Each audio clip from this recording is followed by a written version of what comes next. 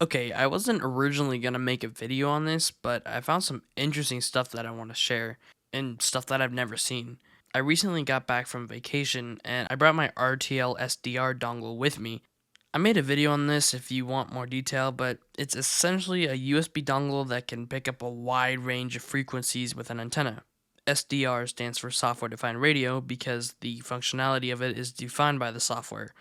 I have software that can pick up FM and AM, stuff like that. I'm used to the market that I have where I live, which is a good amount of radio stations, but it's always the same.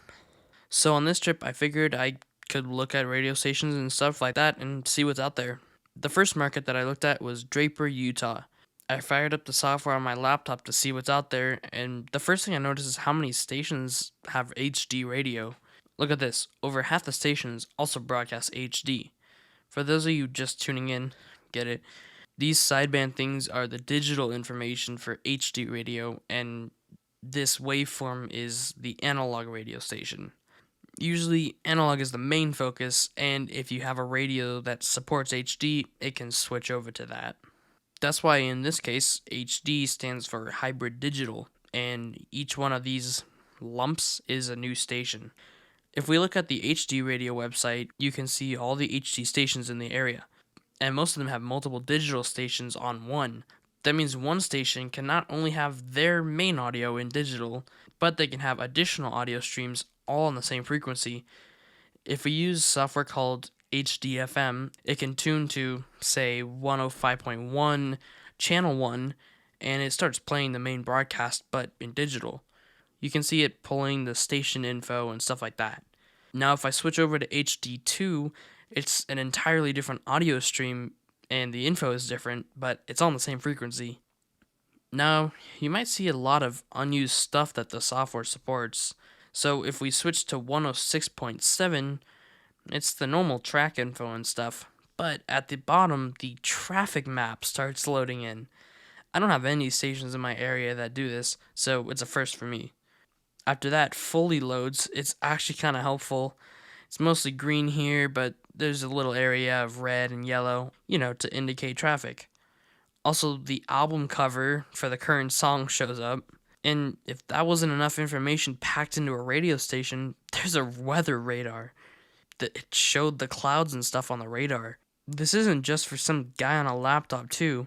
Car head units can easily implement this so the driver can easily get traffic and weather information. I remember an older version of Toyota head units had a weather widget thing and it would get the information from HD radio. Sadly, I don't think the newer ones have that.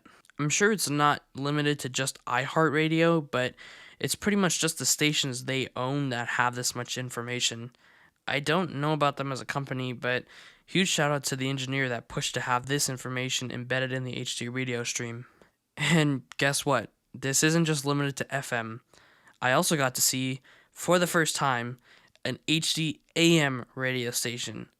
AM radio has famously bad audio quality due to the FCC limiting AM bandwidth and all that. But with digital, it can be much better quality. Look at how little bandwidth this takes up compared to FM. If we zoom way in, you can see the little digital sidebands.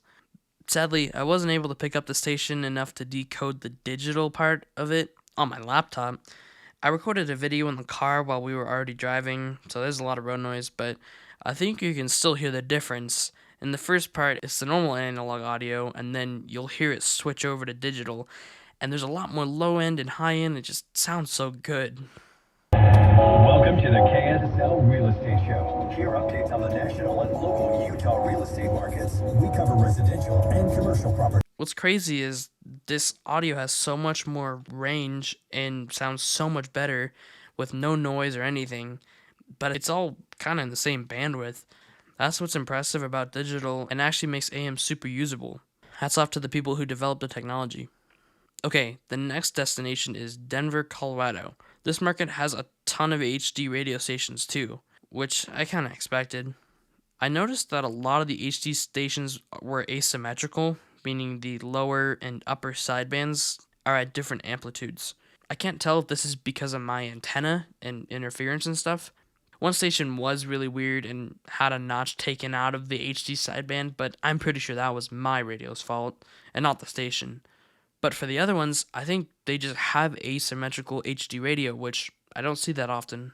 Now, this is a bit of a tangent, but you might find this interesting. I remember hearing about asymmetrical HD sidebands when I was looking at Nautel's website for some reason.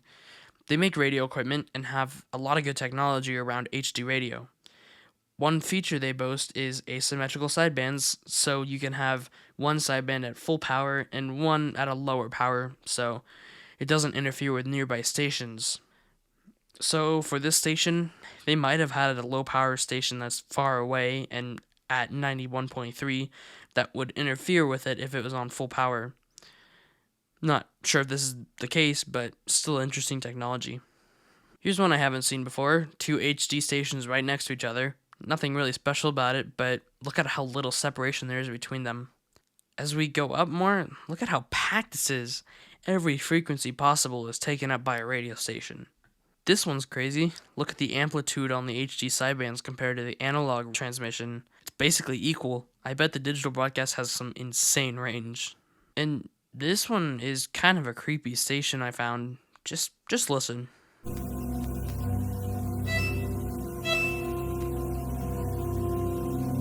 And if that wasn't enough,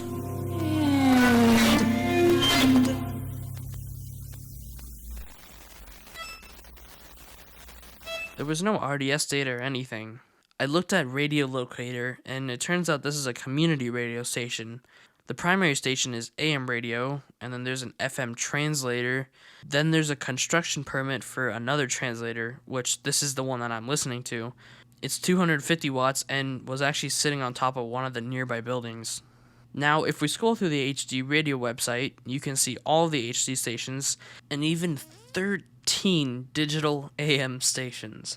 I'm so glad to see digital AM being a thing. The range of AM with the digital technology is pretty awesome. Again, I can't pick it up on my SDR, which is kind of annoying, and it's not the best at picking up those low frequency signals.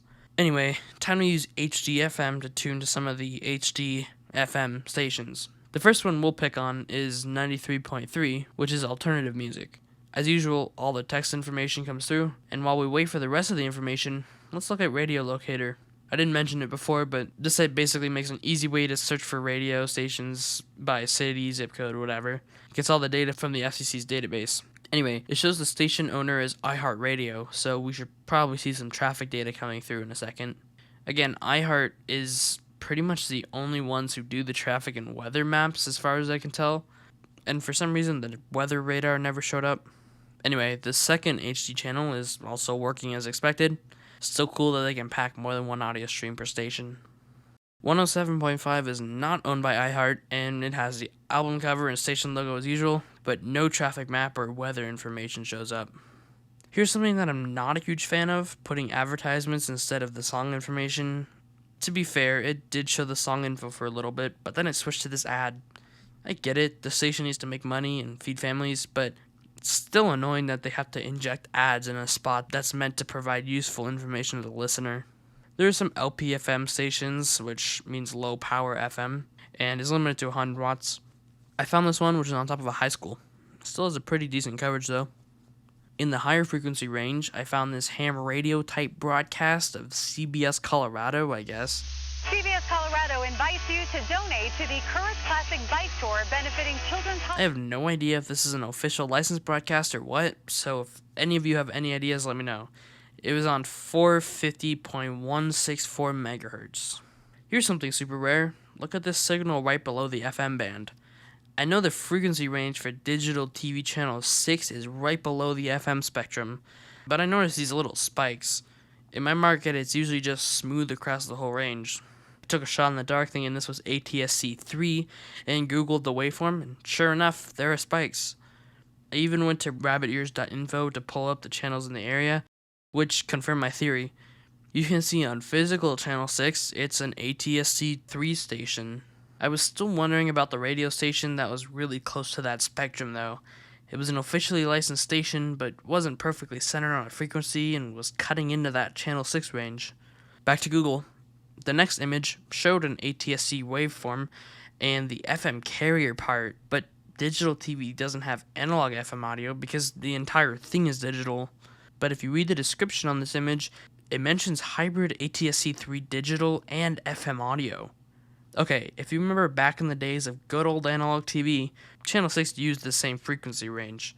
The audio carrier just so happened to land on 87.75 megahertz, and the TV recognized this as a completely normal signal. But if you went to an FM radio like in your car and tuned to 87.75, guess what? You could hear the audio from the TV station since it used the same modulation and all that as FM radio. So this analog FM station is actually the audio from that digital channel. The TV station is allowed to broadcast the standard TV signal and the analog audio, just like they did back when analog TV was a thing. Again, normal TV doesn't do this, and radio stations aren't able to broadcast this low on the spectrum. If we look at the Wikipedia page, it says that the FCC gave them special temporary authority to air their audio on 87.75 again. Up here it says that before they transitioned to digital, the analog broadcast was also on Channel 6. So it's kind of cool that all those years later, they're allowed to keep broadcasting their analog audio on that frequency.